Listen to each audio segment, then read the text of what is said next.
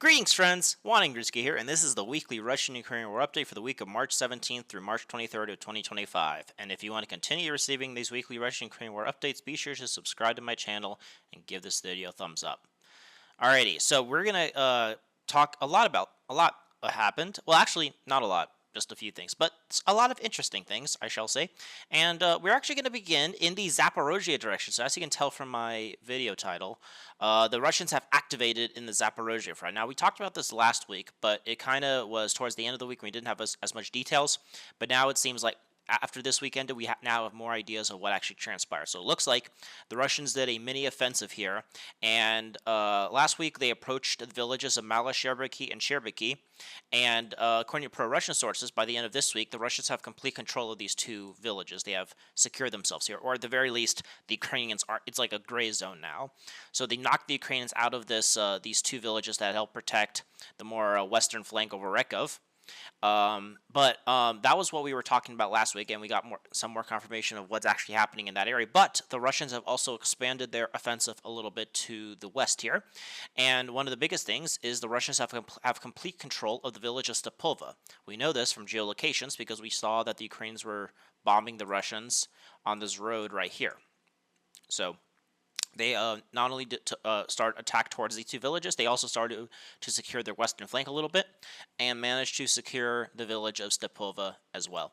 So, and not only that, we talked about how the Russians took Petakaki about a week or two ago, and this week the Russians have expanded to the northwest of Petahaki and are now battling for the village of Lavkovka. They have taken these southern farms here. Now, Lavkovka is kind of like, giving a big middle finger because it extends all the way like this. So it's a bit of an elongated village, so it's gonna, it's gonna be a little hard to take everything. But they did take the southern part of it, and most sources are saying that the Russians are about to take all of it. And with the Russian gains in Stepova, what's this? But anyway, with the gains with the Russians into Stepova, I wouldn't be surprised if the Russians also are able to take this northern part of Lakovka. And so from here, we're seeing what the Russian plans for this area is. Now, I think once they secure their gains here, I think they're going to stop. I think this was a distraction operation. I could be wrong, but maybe this is the beginning of a offensive to start encircling Orekov, at least from the west. But even if they stop after the small tactical gain, it will still be a tactical gain. So this is what the Russians are trying to do. They're trying to secure these villages right here, and then this will be the new front line. So instead of being down here, the Russians have pushed the front a bit more to the north and are now in a much more better position to encircle Orekov from the west. I could see them start trying, the Ukrainians have been doing a lot of counterattacks from Kamyanska and have been battling the Russians in the southern part of this town. But with the Russians now improving their positions a little bit to the east of it, this could complicate Ukrainian positions in Kamyanska and force them to maybe withdraw to the other side, to the northern part of Kamyanska. So we shall see how the Russians develop this. So the Russians have activated on the Zaporizhzhia direction. If you guys have followed me for a while, you know that every time I talk about the updates on the front, we usually don't talk about much. We don't talk about much on the Zaporizhzhia and Kherson direction. So we guys are like, hey, nothing happened this week. And yeah, but this week things have happened. The Russians have activated here, and we shall see if the Russians develop their offensive. Or, if there's going to be more from this. I think this might just been a small tactical maneuver, and they might stop. But if they do expand, what do I think is going to happen? Well, I think once the Russians secure their positions in these four villages here, the Russians have two options. The first option, I think, is that they could try to continue pushing north here and try to reach, this blue line is what Syriac map says is where one of the main defenses of the Ukrainians are. I could definitely see the Russians trying to break through here and try to capture these villages up here, and this would allow them to then push, kind of keep pushing northwards, and then break to the second defense line here, try to reach this big town of Komushulavka, and then from here, if they can reach this major town, I know this is a big offensive, but then this will cut off one of the main supply routes to Orekov, and then they'll be able to envelop Orekov from the north here. And then the only thing that be left is what the Russians will do in this area, in the eastern part of Orekov, because they need to cut off this highway right here. So right now they cut this highway, and so and if they continue breaking through to the north here, they'll be able to then cut this road, and then then this is the village of Omelette. Will be the only road that will be supplying a wreck of, and the Russians will have to activate on the eastern part. But maybe they're waiting to see the what they gain on the western part here. So we shall see. And this, I think this is so far a good tactical positioning. But if the Russians, there's kind of a two-pronged offensive, they could then keep pushing north, try to capture these villages right here, and then they could envelop, Stepakursk, Kamyanska. This could secure their western flank here, and have something like this going on, and then continue pushing northward, and then and then one thing that will secure their flank a bit more better is this giant canal right here, which with the Kanaka River, which they could have their flank be resting here, and then they could break through into Kamyansky, and then this will provide a very solid defense line for the Russians here. And then from here, but probably at the same time, is the Russians will also try to push from their positions in Sherebrenka and try to reach the village of Nova Andreevka. They could move along this highway and try to battle for this village. If they could capture this village, and this, maybe they might not even break through here. Maybe another thing they might do is just focus westward and try to, once they capture these villages, right, they could then, keep pushing north here, push this way as well, and then try to capture Andreevka, like this, and then push north here towards Novopavlovka. And then if they could capture Novopavlovka, and then, have something like this going on, then they could put this under direct fire control. The one thing that's a saving grace to the Ukrainians here is that it's on the other side of this river, so if the Russians want to physically cut it, it'll be a bit hard to have a bridgehead here. But even if they take Novopavlovka, it'll cause, they'll be able not only to have fire control, but literally they could see it and see everything that's happening. And so, that actually might be what's, instead of pushing northwards, they might try to encircle Orekha from this area. So we shall see how that develops. Alrighty, that's the Zaporizhzhia direction. Now let us go to the South Donetsk direction, where the Russians and are starting. This front is now starting to come back to life after being paused after they took Andreevka and Constantinople. The biggest things that happened in the South Donetsk direction this week is the Russians have improved their positions to the south of Roseville and have taken these fields to the south of it. So it looks like the Russians are slowly but surely, pushing through these fields very slowly, field by field, treehouse by treehouse, to reach Roseville. Because the closer they could reach Roseville, the more they could put more fire control on it. And then, if they could secure themselves in Constantinople, they could encircle it from multiple directions and take it, which will give them a good stepping stone to start pushing towards Baratar. But speaking of Constantinople, we actually had geolocated footage of the Ukrainians doing an attack and then reaching the center, or at least the western outskirts of this village, and them beginning attacked. So it shows that Constantinople, and probably Andreevka as well, at least this western part, is not completely manned. Again, there's a huge gray zone that these maps don't really show sometimes, and that what I would say is that Ukrainians probably have solid positions, in this area, and then the Russians probably have solid positions in but there's this gray zone. It's not like they are directly facing each other. There's probably a couple of miles between each other of a gray zone which people could enter. And I would say that the Ukrainians could reach Constantinople. They could enter western Andreevka, but then they'll be bombed, and they won't be able to hold on to as much as they can. So it's definitely a very big fluid gray zone here. But some pro-Russian sources are saying that they got rid of the Ukrainians here and they restore control of Constantinople, but we shall see. We need more geolocated footage to just confirm that. But yeah, so the Russians are, I think the Ukrainians were trying to spoil the Russians in Constantinople, because if the Russians kept pushing from the south here, they'd be able to start battling for Roseville, and this will be a good step forward for them. And there's been no changes actually in this direction after they captured Dnipro Energy and such like that. So, but so right now the Russians are trying to take the village of Ilya Polia and Visola, and then Shentemko. These are the main villages that the Russians try to break through right now in that moment. And then a bit more to the north here is that finally the Russians are actually trying to collapse this salient that developed after they captured Andreevka and the Russians pushed towards Zaporizhzhia and Zaporizhzhia here. It was everything to the west of this road was under Ukrainian control, but the Russians have been pushing north from Andreevka, and this week we actually have geolocated footage of the Russians actually taking this area. We also have geolocated footage of the Russians being north here, and so a lot of pro-Russian sources are saying that they're trying to basically clear up everything here and try to, clean up the salient. So the Russians have made massive progress between these. This help secure their gains in Andriivka and Srebrenica a bit more, and so we shall see how the Russians develop that.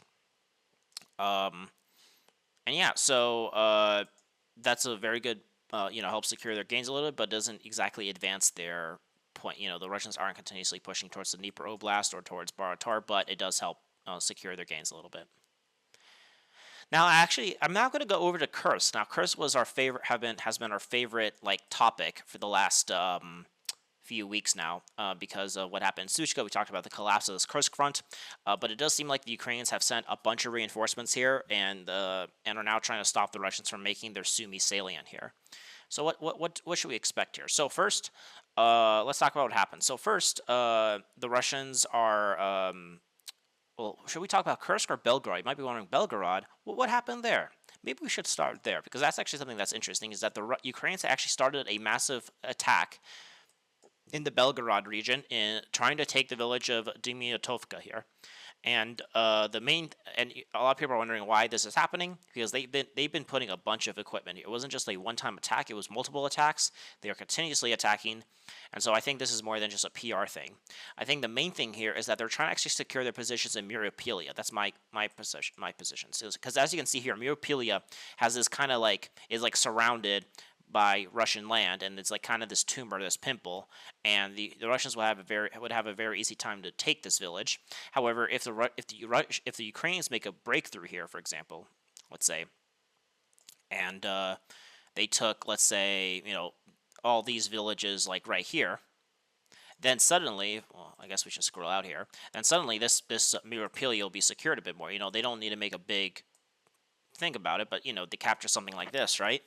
Then Myropilya will be secured a lot better. So that's my position on why the Ukrainians are trying to put so many troops here. They're trying to prevent the Russians from taking Myropilya, because then if things continue, if they didn't do any attack, then the front line would have gone something like this. The Russians would have a very big, this is, I think, a village of 3,000 people. So the Russians would have a very solid position to stay here, and then, continue pushing into Sumy, and then maybe, take more of these villages here, and then start threatening Sumy from the east here. So I think that is the purpose of the Ukrainian offensive. But there's been multiple attacks, and mostly focused around the village of Dymyatovka, but there's been barely any progress. The Ukrainians managed to cross the border. We could see that they captured some of these these fields in the border, but they actually have not been able to actually capture any of the border villages, and so they've lost a ton of equipment here.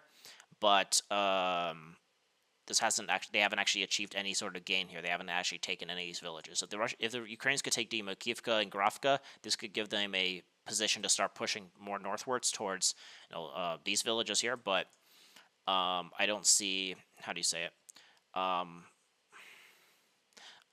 But they haven't even done their part one operation here. So the Ukrainians have been getting slaughtered here, and I don't know how much they could keep up here. But the battles are still ongoing.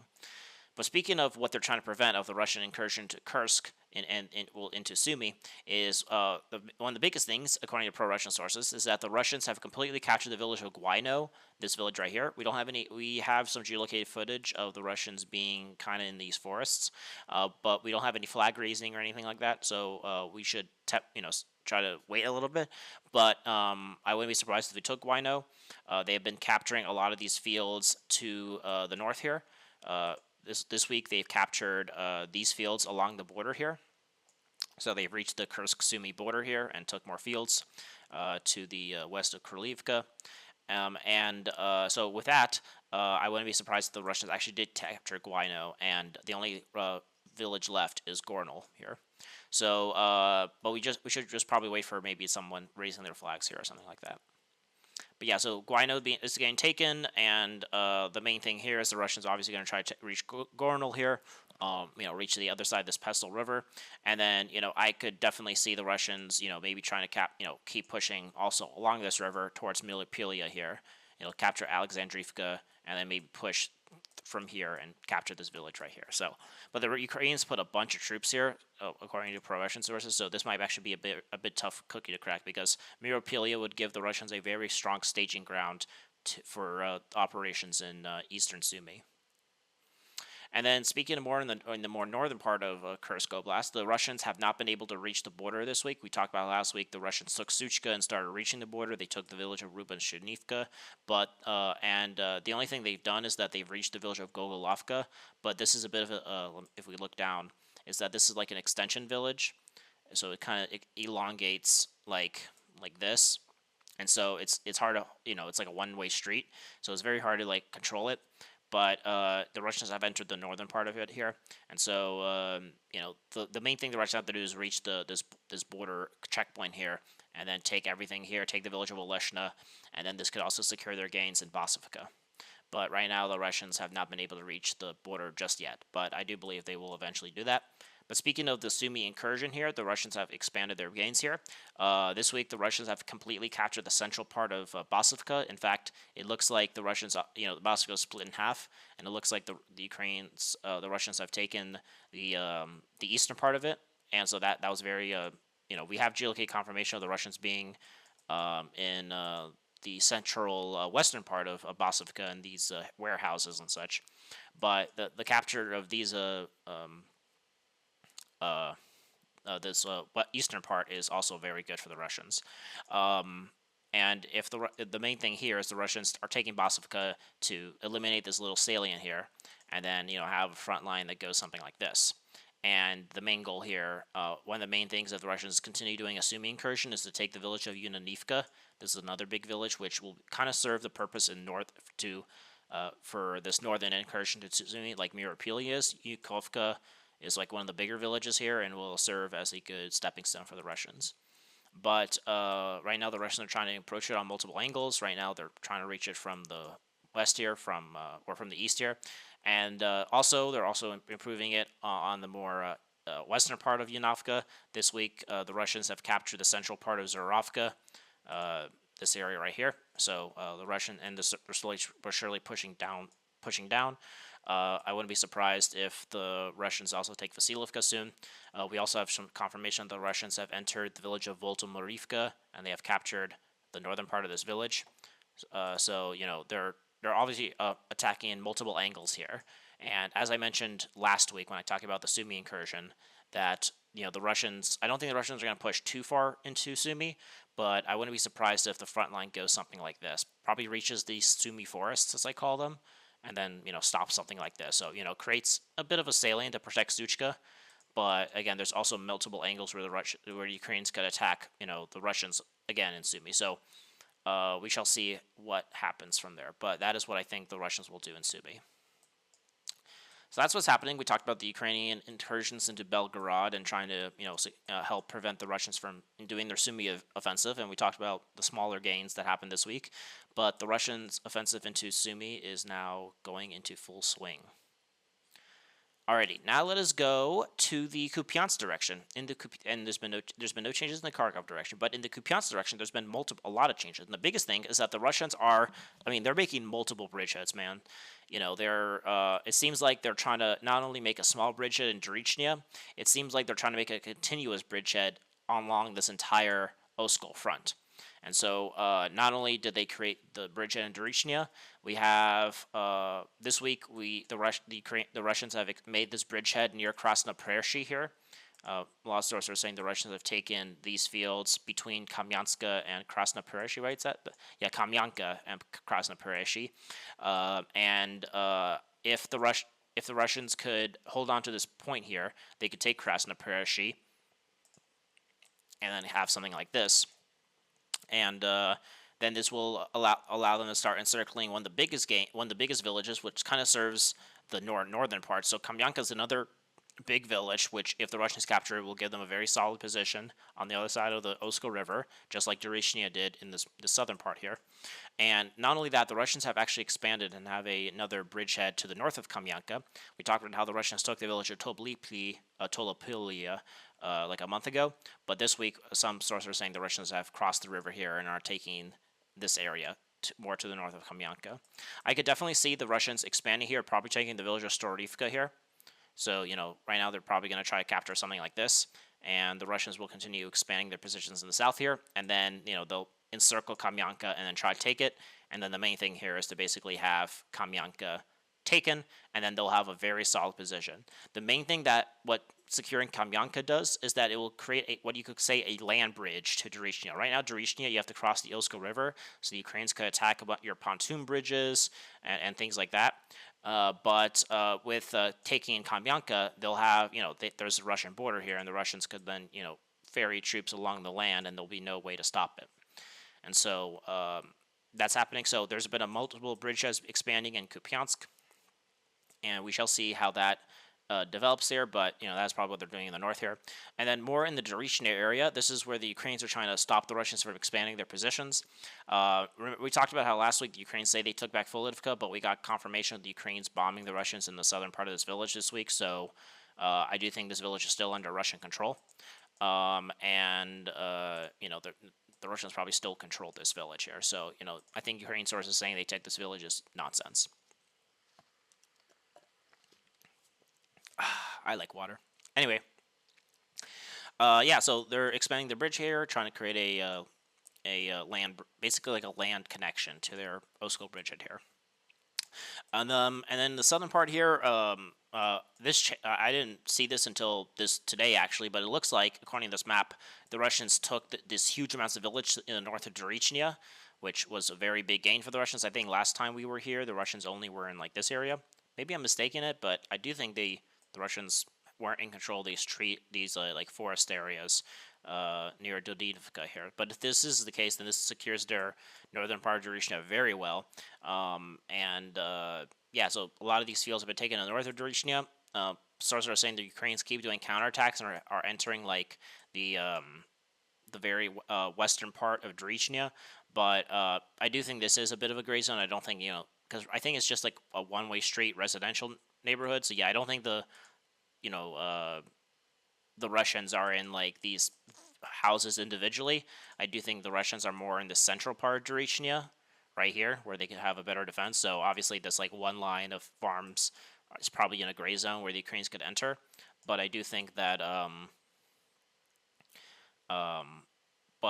don't think the Ukrainians are in control of it like this map shows, though. The Ukrainians are also trying to counterattack in Zaporizhzhia. The Russians are still in control of this village, but they're trying to prevent the Russians from expanding out of this village here, and also counterattacking in Kelenovo. Because if the Ukrainians don't do that, then one of the main Russians' goals here is to take the village of Monochenivka and Kerdishnia, which, according to pro-Russian sources, they're already battling for this village. But if they can capture these villages, this will give them a very solid position. This will not only cut off Kupiansk from the north, this will also allow them to have very good staging grounds to start encircling Kupiansk. So yeah. So very, the Ukrainians after the Russians captured Dorichnia, there's been a lot of they've kind of been slowed down, but the Ukrainians have not been able to dislodge them from this area. But also the Russians have been having massive progress more in the north here, and we shall see if the Russians could take Kamyanka and Krasnopereshi and create a continuous bridgehead here. Alrighty, we are now going to go to the Liman direction. And this week, there's only been one change, is that the Ukrainians did a counterattack and took back the village in Nadiva, this small little village. It has like 5 houses. So the Russians are not as much in control of this area as as expected. They really want to capture these 3 villages of Terabakovko. I forgot what the fuck this village is called, in Nadivka, because then this allows them to continue taking more of the Novigorivka. But if they could take more of this how do you say it? More of this Luhansk Oblast, they give them a good political victory, but obviously the Ukrainians know that, so they sent the Azov Brigade here, and they're doing a lot of they're trying to prevent the Russians from being able to take it here. So we shall see how that develops. And then in the they're in the more southern Liman direction, they're trying to connect the Makivka and Ivanovka bridgeheads. They captured this tree line right here, but I'm just still trying to see if they can connect this Makivka bridge here and take these fields right here. So we still need confirmation that if the Russians could take this, so then they could connect their Makivka and Ivanovka bridgehead to make a better position on the other side of the Zhirobets River. All right, there's been no changes in the Seversk direction. In the Chasiv Yar direction, there's been some changes. The biggest thing is the Russians have captured the northern part of the southern residential area. So the Russians have captured this area. So having a foothold here allows them to continue pressing on, and for this village of Nikolaevka or whatever. But if they could capture, more of this area here, and I also think the Russians will try to take this kind of industrial zone here. If they could take something like this will secure their southern Chasiv Yar a lot better. And according, but obviously with the push into here, the Ukrainians in the center part of Chasiv are like almost completely cut off. I still don't know why the Russians aren't doing a final blow here. Maybe because like the Ukrainians are in control of every single like high-rise building here. But it's definitely the Ukrainian timeline. You could say the Ukrainian positions here are on a ticking clock, and if this collapses, then Chasiv Yar will fall. If the Russians have something like this going on, then we could say the Russians have captured Chasiv Yar, but they'll also continue expanding. They'll have to take the rest of Mykolaiivka. They have to take Stopochki. They have to take this quarry up in the north, but to just secure their base a little bit here. But if they could take everything behind this red line, this will give them. We could say that the Russians have won the Battle of Chasiv Yar once they've taken everything here. But yeah, the center of Chasiv Yar is about to fall, and taking the southern residential area, or at least half of it, puts another big strain on Ukrainian positions here. Alrighty, now we're going to go to the Tourette's direction, and this is where the Russians are actually going on the offensive and taking things back. The biggest thing is that, before we talked about the Ukrainians were making a lot of progress here, pushing the Russians into Tourette's, but it looks like the Russians have a counterattack, and not only that, they actually have secured their northern position. So we actually have geolocated footage of the Russians capturing this mine. We have, at least in the center part, they were being droned. But one of the biggest things is the Russians were attacking, and were in these fields to the south of this reservoir here. So the Russians are here. Then that means that, obviously then their positions in this mine are a lot more secure. And I think that this shows that this Ukrainian incursion into northern Touretsk is going to be a lot harder. And they might not be able to continue their offensive. I still think that this northern sector is still a big gray zone, this area right here. But it does show that, if the Russians could hold on to this mine, because this is another big industrial zone that they could hold on to for defense. But this residential area is probably has a lot of like gray zones and all that. But if the Russians continue expanding their positions here, especially in the north here, which is what they're doing here, where this week the Russians crossed the Seversky Donetsk Canal and captured a bunch of these fields on the other side of this canal here. So we talked about this last week, how the Russians were, breaking through here. And if the Russians could continue expanding, let's say take more of these fields here and actually take Dachna, then they could secure a very solid position here, and then this could help secure northern Touretsk.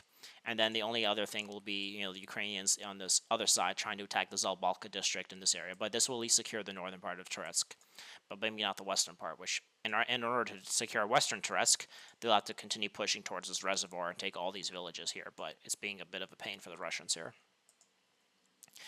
And then more in this other area, we have geolocated footage of the Russians being in the southern part of Taryaska. We talked about how we actually have geolocated confirmation of that.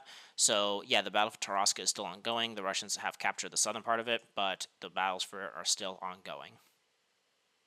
Alrighty, and then finally we shall go to the Pokrovsk direction, and this is also where the Russians are fighting back. So the Russians have a lot of big gains going on in the Pokrovsk direct, well, not gains, but the Ukrainians were putting a bunch of doing a bunch of counterattacks here, and they were modestly they were actually very successful. They almost took Shentemko. They almost kicked the Russians out of Koltnina, out of Pashana, out of Uspenivka. But it seems like the main thing is the Russians are now back in control. We have geolocated footage of the Russians being back in the northern part of Shentemko, so they have completely captured this village. We have geolocated footage of the Russians being back in Uspenivka, and some pro-Russian sources say they have retaken this entire village. And so it looks like everything that all the gains the Ukrainians made in their offensive here in Pokrovsk has been for naught, and the Russians are back in charge. But if the Russians could expand from their positions here, it is only a matter of time, or we shall see. Maybe they just stop and there's no gains at all, but we shall see. But in terms of like these offensive in the western part of Kursk, it does help the Russians a lot here. That the Russians have not lost this area. And so yeah, that's the end of this video. Hope you guys enjoyed. Be sure to subscribe to my channel to continue receiving these weekly Russian camera updates. Like this video, comment your thoughts, and share this video around. So aim high and wonder on.